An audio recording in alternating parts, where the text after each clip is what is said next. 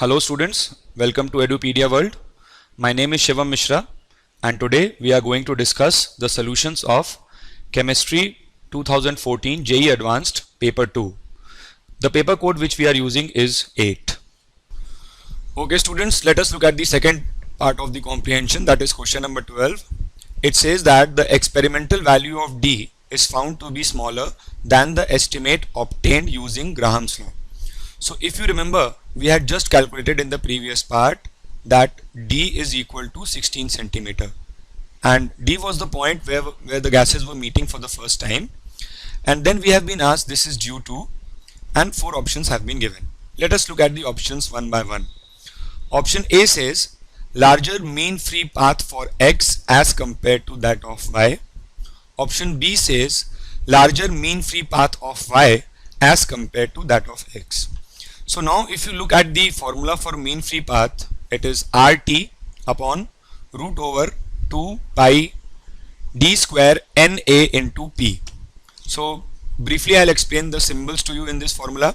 R, as all of you must be knowing, is your universal gas constant. T is the temperature in Kelvin. Root 2 and pi are constant.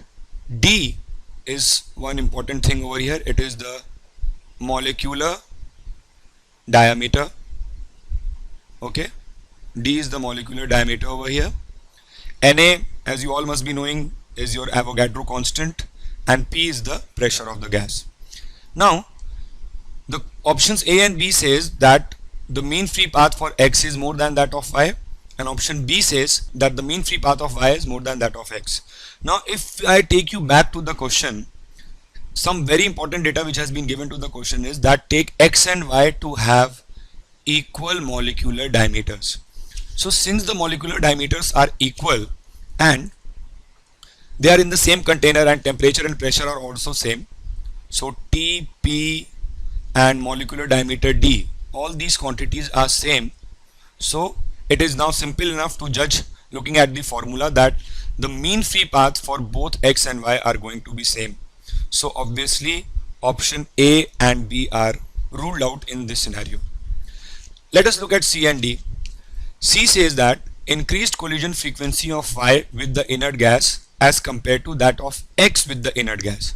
Just to remind you, in the problem it was also mentioned that the tube is also filled with an inert gas at 1 atm pressure along with the gases X and Y which are going to effuse. So there is one more gas which is inert and which is non-reacting. Inert simply means over here that the gas is not participating in any of the chemical reactions. So again, going back to the question, it says that increased collision frequency of Y with the inert gas as compared to that of X with the inert gas, and option D says the increased collision frequency of X with the inert gas as compared to that of Y with the inert gas.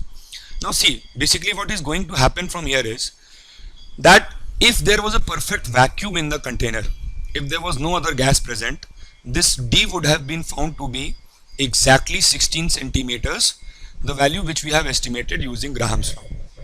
But this is not the case. We know from the problem that along with X and Y, some inert gas is also present in the container. Now as a result of the presence of this inert gas, what will happen is that as molecules of X effuse from this end, this is your X molecules, and from this end there will be an effusion of Y molecules. So as both these molecules effuse from their respective ends, what will happen is that due to the presence of an additional gas, they will face some resistance. Resistance simply means over here is that the molecules of X will undergo some collision with the molecules of inert gas, and as a result of this their speed will be decreased to some extent. Now what fundamentally happens over here is that the gas which travels at a faster rate, which in our case happens to be X because of its smaller molar mass, the gas which travels at a faster rate has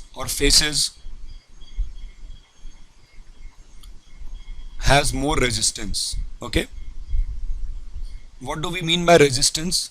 Resistance over here simply means that as molecules of X effuse from this end, they will undergo some collisions with the inner gas. And since X is traveling at a faster rate, so obviously the number of collisions which it would be undergoing will also be more. And due to this reason, the value of this D calculated will be less than the 16 centimeter. This would be your experimental value. Okay. The experimental value would be less than 16 centimeter. And the value of 16 centimeter would be your theoretical value that was estimated using Graham's law. So as we can see, this is a pretty conceptual question. Normally topics such as mean free path and collision frequency are not covered in most of the standard textbooks.